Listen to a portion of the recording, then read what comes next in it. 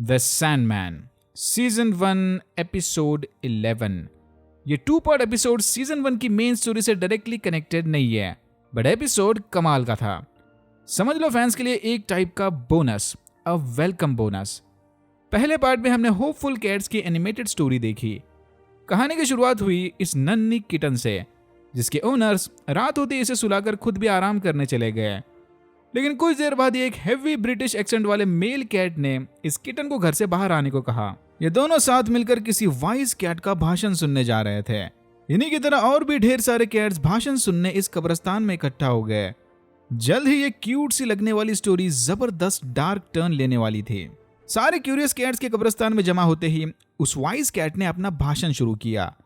किसी जमाने में ये भी ह्यूमंस के घर पालतू जानवर बनकर रहा करती थी। पहले तो इसकी लाइफ एकदम सेट थी। उस घर में इसे जी भर के खाना और आराम मिलता था। बदले में इसके ओनर्स को बस थोड़ा प्यार और अफेक्शन चाहिए था। एक दिन इस प्योर ब्रेड कैट का दिल एक मेल स्ट्रे कैट पर आ गया।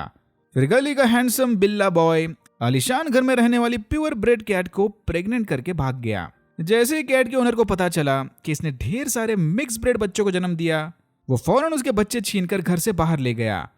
अगर ये बच्चे भी प्योर ब्रेड होते तो इसे कोई फायदा होता। मिक्स ब्रेड किटन्स की कोई वैल्यू नहीं।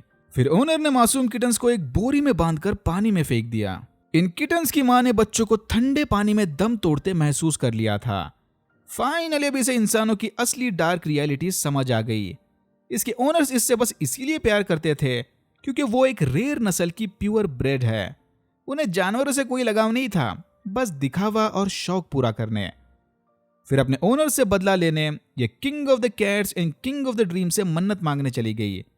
तो इनकी रियलिटी में कैट्स के ड्रीम रम का राजा एक जायंट कैट था।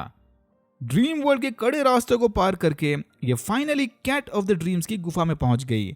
इससे थोड़ा सवाल जवाब करने के बाद गुफा के गार्ड्स ने इसे अंदर जाने की इजाजत दे दी। अंदर जाते ही किंग ऑफ द ड्रीम्स ने इसे अपनी आंखों में कैट्स की ओरिजिनल हिस्ट्री दिखाई।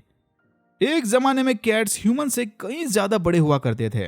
चूहों की तरह छोटे ह्यूमंस लगातार अपने मास्टर कैट्स की सेवा किया करते थे। कैट्स को भी इन ह्यूमंस के साथ खेलने और उन्हें खाने में काफी मजा आता था। लेकिन एक दिन ह्यूमंस ने कैट्स के खिलाफ जंग छेड़ दी। एक ह्यूमन ने सबको इकट्ठा करके बताया कि अगर ढेर सारे इंसानों ने एक साथ मिलकर एक ही सपना देखा तो उनका सपना सच हो जाएगा। ह्यूमंस को बस एक साथ मिलकर ऐसी दुनिया का सपना देखना है जहां ह्यूमंस कैट से कहीं ज्यादा सुपीरियर होंगे। पहले तो इस बात का कोई इफेक्ट नहीं हुआ, बट एक रात 1000 से ज्यादा ह्यूमंस ने साथ मिलकर एक ही सपना देखा। बस फिर क्या था, ह्यूमंस का सपना सच हो गया और नई रियलिटी में वो कैट से कहीं ज्यादा सुपीरियर बन गए। इस कैट को लगता है कि इन्हें भी बिल्कुल सेम टेक्निक आजमा कर अपने राज को फिर से कायम करना होगा। अगर 1000 से ज्यादा कैट्स ने साथ मिलकर एक ही सपना देखा तो इनके भी अच्छे दिन वापिस आ जाएंगे। ड्रीम वर्ल्ड से बाहर आते ही इस कैट ने अपने घर को छोड़ दिया और उस दिन से ये अलग अलग एरिया के कैट्स को जमा करके यही भाषण दे रही थी। इसकी प्रीचिंग पूरी होते ही ऑलमोस्ट सारे कैट्स उसे इग्नोर करके वापस चले गए, सिर्फ इस नन्ही सी किटन को छोड़कर। उसे इस वाइज कैट की बातों पर पूरा भरोसा था। सुबह होने से पहले ये अपने ओनर्स के घर जाकर सो गई। इसके ओनर्स नन्ही सी क्यूट किटन को सपने में खेलते हुए देखकर काफी खुश हो रहे थे। इन्हें ये नहीं पता था कि इनकी क्यूट किटन ड्रीम वर्ल्ड में इंसानों को मारने के सपने देख रही थी। और यहाँ होता है पार्ट 1 खत्म। नेक्स्ट लाइव एक्शन पार्ट मॉर्फेस की स्टोरी से थोड़ा ज्यादा कनेक्टेड है। फ्लैशबैक टाइम, अगस्त 2018। रिचर्ड मैडिक नामी एक फेमस राइटर क्लास में सबको राइटिंग पर लेक्चर दे रहा था। लेक्चर पूरा होते ही हॉस्पिटल में काम करने वाली एक लेडी ने रिचर्ड को यह जार दिया। क्लियरली ये लड़की रिचर्ड की राइटिंग स्किल से काफी इंप्रेस थी। इसे भी राइटर बनना था, लेकिन घर वालों के प्रेशर ने इसे डॉक्टर बनने पर मजबूर कर दिया। शायद इसीलिए शो रनर्स ने ब्राउन स्किन लड़की चूज कर ली। ये शो डार्क होने के साथ साथ रियलिस्टिक भी है। एनीवेज, रिचर्ड ने इसे बताया कि उसके पेरेंट्स बिल्कुल ठीक बोल रहे थे। राइटर्स की लाइफ में बस स्ट्रगल ही स्ट्रगल लिखा है। डॉक्टर बनो, पैसा छापो और खुश रहो। इतना बोलकर रिचर्ड वो जार लेकर एरस्मस से मिलने चला गया। एरस्मस भी एक निहायत ही फेमस राइटर था। अपने जमाने में इसने एक के बाद एक बेस्ट सेलर नॉवेल्स लिखे थे। रिचर्ड ने एरस्मस को वो जार थमा दिया जिसके अंदर बालों का गुच्छा था। इस बालों के गुच्छे को जवान लड़कियों के पेट से निकाला जाता था। ऐसी लड़कियां जिन्हें बाल खाने का शौक था। इनके खाए हुए बाल पेट में जाकर इस तरह का गुच्छा बना लेते थे। रिसर्चर्स ने इस कंडीशन को स्पेशल नाम भी दिया है, द रपुंजल सिंड्रोम। बट इस बुढ़ाओ को पेट से निकाले बालों के गुच्छे में क्यों इंटरेस्ट था? कहा जाता है कि इस टाइप के बेजोर में मिस्टिक पावर्स होते हैं, बस इसीलिए। लेकिन रिचर्ड यहाँ ज्ञान सुनने नहीं बल्कि गिफ्ट्स एक्सचेंज करने आया था।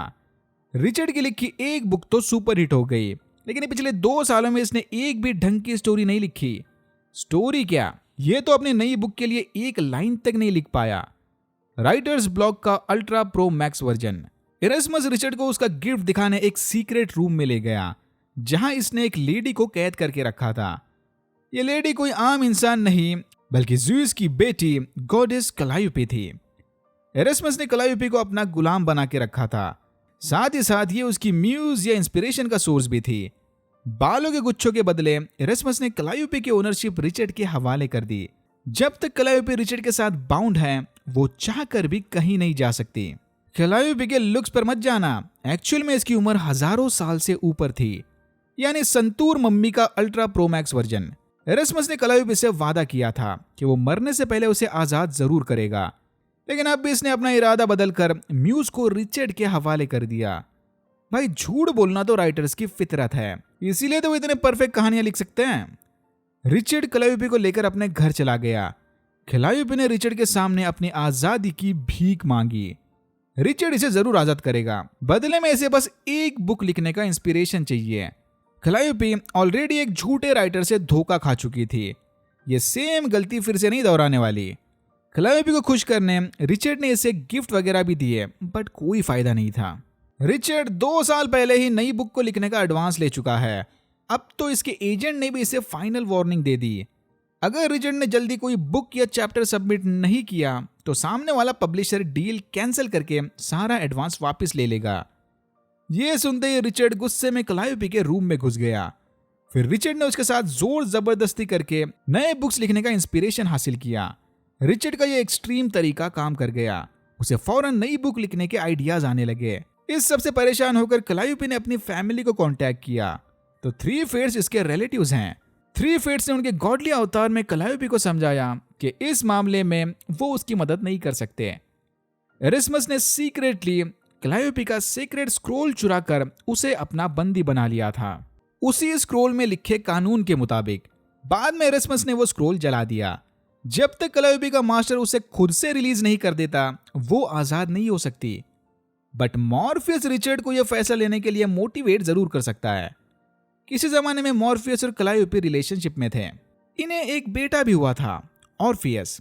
अनफॉर्चुनेटली इनका बेटा मर गया और बाद में कलायोपे मॉर्फियस को छोड़कर चली गई। कलायोपे को नहीं लगता कि मॉर्फियस उसे कभी माफ करेगा। अगर माफ कर भी दिया तब भी मॉर्फियस इसकी मदद नहीं कर सकता, क्योंकि इस वक्त वो रॉड्रिक के बेसमेंट में कैद था। इतना बोलकर फेट्स वहां से चले गए। कलायोपे से मिले इंस्पिरेशन की मदद से रिचर्ड की अगली बुक भी सुपर हिट हो गई। Okay, fast forward to the present time. Richard ने अपना साइनिंग नाम बदलकर रिक रख लिया था। ये बुक इतनी पॉपुलर हुई कि रिचर्ड को मूवी अडेप्शन के डील्स वगैरह आने लगे। दूसरी तरफ कलायोपे को खोने के बाद इरेस्मस के सारे आइडियाज चले गए। वो एक बुक भी पब्लिश नहीं कर पाया। आखिरकार इरेस्मस ने जहर खाकर खुद की जान ले ली। ये सुनकर रिचर्ड की भी समझ आया कि कलायोपे उसके लिए कितनी जरूरी है। अपनी बढ़ती तरक्की को देखकर रिचर्ड ने कलायोपे को बताया कि जल्द ही वो एलए शिफ्ट हो जाएंगे। तभी कलायोपे ने न्यूज़पेपर में यूनिटी किनकेड की नींद से जागने की खबर पढ़ी। ये देखकर कलायोपे समझ गई कि किंग ऑफ द ड्रीम्स कैद से आजाद हो गया। कलायोपे ने मौका देखकर मॉर्फियस को लेटर लिखने की कोशिश की, लेकिन रिचर्ड ने उसे पकड़ लिया। जैसे ही रिचर्ड को पता चला कि कलायोपे किंग ऑफ द ड्रीम्स को मैसेज भेज रही थी, उसने लेटर फाड़कर जला दिया। कलायोपे तो यही चाहती थी, मॉर्फियस को बुलाने का यही तो तरीका था।